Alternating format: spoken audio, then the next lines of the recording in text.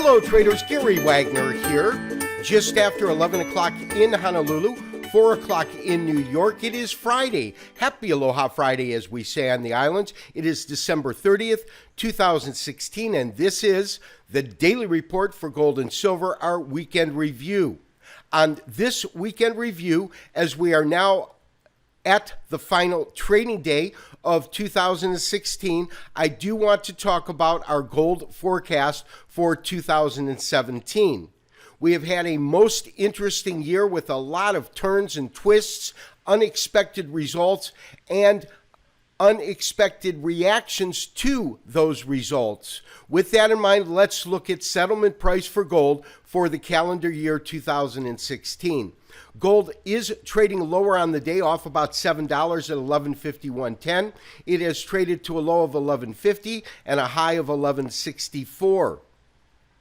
Most importantly, we will finish out the year with a net gain of about 9% in gold, and that, considering recent activity and recent events, I think is an admirable result in terms of where we saw gold settle. Silver also trading under pressure today, off about 1.5% and well below $16, closing at $15.98.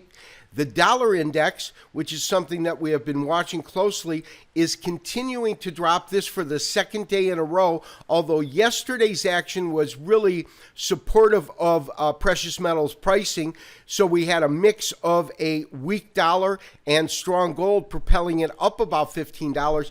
Today, even with this 0.4% decline in dollar value, gold still sold off, trading to lower pricing.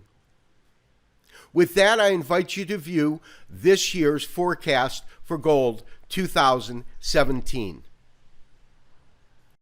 So traders, it is hard to believe that 2016 is quickly coming to a conclusion, and we are just on the doorsteps of a new calendar year with 2017 and 2017 trading set to begin in just a few days. With that in mind, I do want to take a look at our current forecast for gold, but we have to take our forecast and look at it in relationship to what has just occurred. I've put up a weekly chart in gold, which we're looking at really a very, very big picture, beginning with the rally that began in about 2008 and culminated with the current record high in gold just above 1900. Now, from that point, we went into a multi-year extended correction, taking prices really from about 1900 down to their conclusion, which occurred at the end of last year, beginning of this year, at about 1050, a tremendous decline.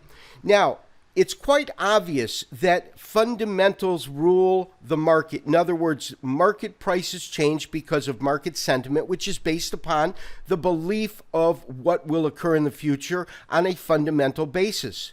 But we can also say that this year, fundamental analysis was turned on its head, and predicted and anticipated results in many cases turned out to be the polar opposite of what was expected.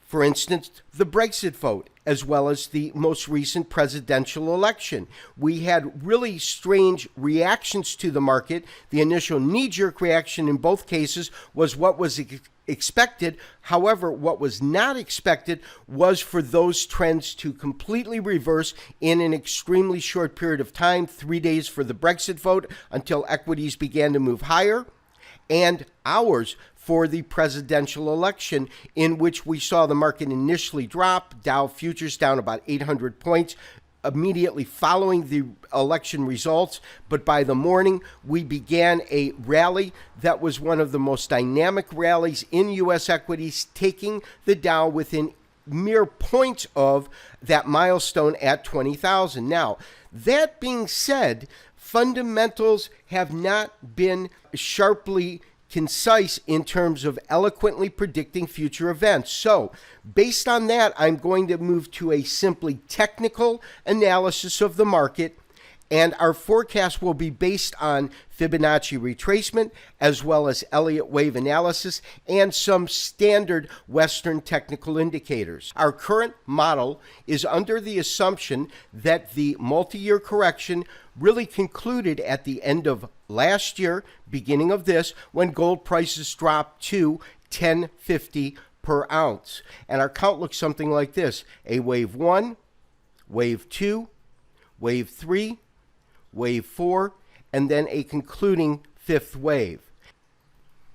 Most importantly, and as we spoke about on last week's weekend review, in which we looked at 2016 in review, the overall characteristics of this multi-year sell-off was that year in and year out, the high of that year's month would be higher than the next year. So when we look at what happened in terms of the record high, and this occurred in 2011, then we look at the high that was achieved in 2012, the high that was achieved in 2013, in 2014, and in 2015, the one thing that we can see is they consistently move to lower footing.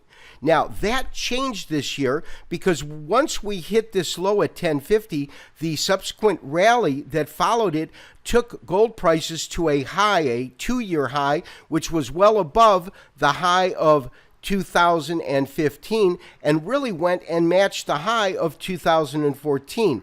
That was the technical evidence that was required for us to be able to state that the multi-year correction had ended.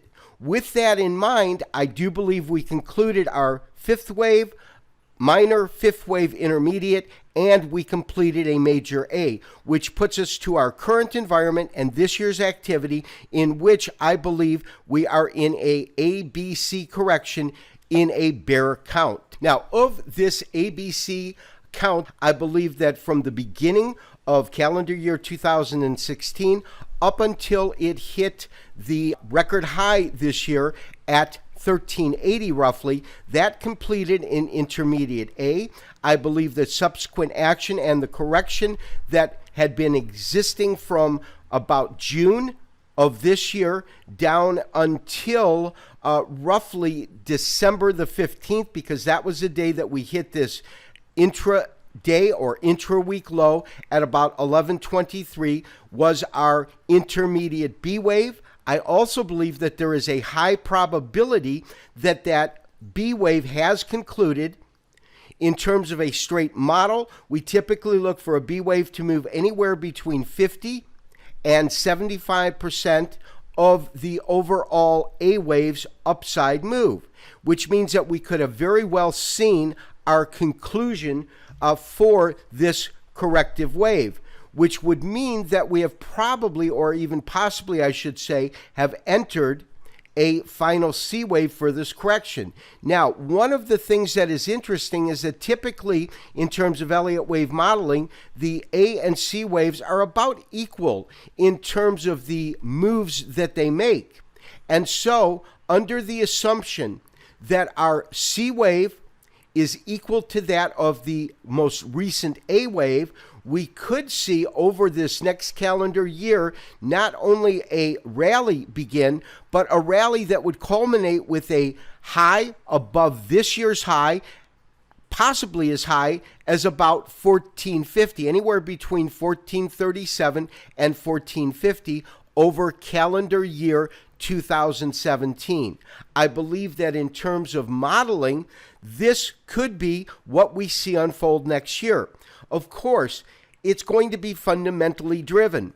And this type of action would be the outcome, of course, if President-elect Trump is unable to deliver on his campaign promises and policies, or if there is any kind of geopolitical turmoil based upon his leadership style. However, there is a major caveat to this model, and that caveat is, should gold prices break below this level at 1123 and specifically below about 1110, which is a 78% retracement, then we have a failure in terms of this ABC, and we would see prices drift lower. I would imagine that they could go as low as about the recent lows that were achieved last year, beginning of this year, at about 1050. However, all things being equal, and our current count does indicate that we could see the market rally, and rally in a manner that we haven't seen since 2008. There's absolutely no doubt that in the case of 2016, truth has become much stranger than fiction.